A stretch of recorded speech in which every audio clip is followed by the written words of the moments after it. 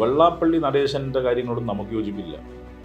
അദ്ദേഹം നടത്തുന്ന ഓരോ ഘട്ടത്തിലും നടത്തുന്ന പ്രസ്താവന ഞങ്ങൾ ആരും ഓൺ ചെയ്യുന്നില്ല. PM ശ്രീ എവിടെയാണ് ഡിഫറൻസ് ഉള്ളത്? RSSന്റെ അജണ്ട എഡ്യൂക്കേഷനകത്ത് നടപ്പിലാക്കൂല്ലേ? സിലബസിനകത്ത് വളരെ ക്ലിയറായി പറഞ്ഞു, സിലബസ് തീരുമാനിക്കുന്ന അധികാരം സംസ്ഥാനത്തിനാണ്. ഇതാർക്കും മനസ്സിലാവില്ല.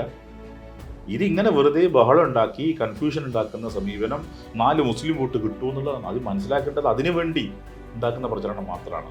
പിന്നെ നിങ്ങൾ പറഞ്ഞു വെള്ളാപ്പള്ളിയെ കുറിച്ച്. ലീഗിനെതിരെ പറഞ്ഞ എങ്ങനെ മുസ്ലിമിനെതിരാവുക? ലീഗും മുസ്ലിമും തമ്മിൽ എന്താ? മുസ്ലിങ്ങളുടെ മൊത്ത അട്ടിപ്പറ അവകാശം ലീഗിനാണോ? അല്ലല്ലോ. ലീഗിനെ ക്രിട്ടിസൈസ് ചെയ്യുമ്പം അത് മുസ്ലിങ്ങളെ ആകെ ആക്ഷേപിച്ചു എന്ന രീതിയിലേക്ക് വരുത്തണ്ട. പക്ഷേ വെള്ളാപ്പള്ളി നടേശൻ പറയുന്നത് അദ്ദേഹം നായാടി മുതൽ നസ്രാണി വരെ എന്ന് പറയുമ്പോൾ അദ്ദേഹം സത്യത്തിൽ പച്ചവർഗീയതയും വംശീയതയുമാണ് പറയുന്നത്. ഞാൻ പറഞ്ഞല്ലോ, വെള്ളാപ്പള്ളി നടേശൻ്റെ കാര്യങ്ങളോടും നമുക്ക് യോജിപ്പില്ല. അദ്ദേഹം നടത്തുന്ന ഓരോ ഘട്ടത്തിലും നടത്തുന്ന പ്രസ്താവന ഞങ്ങൾ ആരും ഓൺ ചെയ്യുന്നില്ല. പക്ഷെ മറുഭാഗത്ത് ഇത്ര ഉയർത്തിക്കാട്ടി ധ്രുവീകരണം ഉണ്ടാക്കുന്നത് ശരിയാണോ? അദ്ദേഹത്തിൻ്റെ പ്രസ്താവനകളെ ഞങ്ങൾ ഔട്ട്റൈറ്റായി ഡിനൈ ചെയ്യുന്നു, ഒരു സംശയവും വേണ്ട.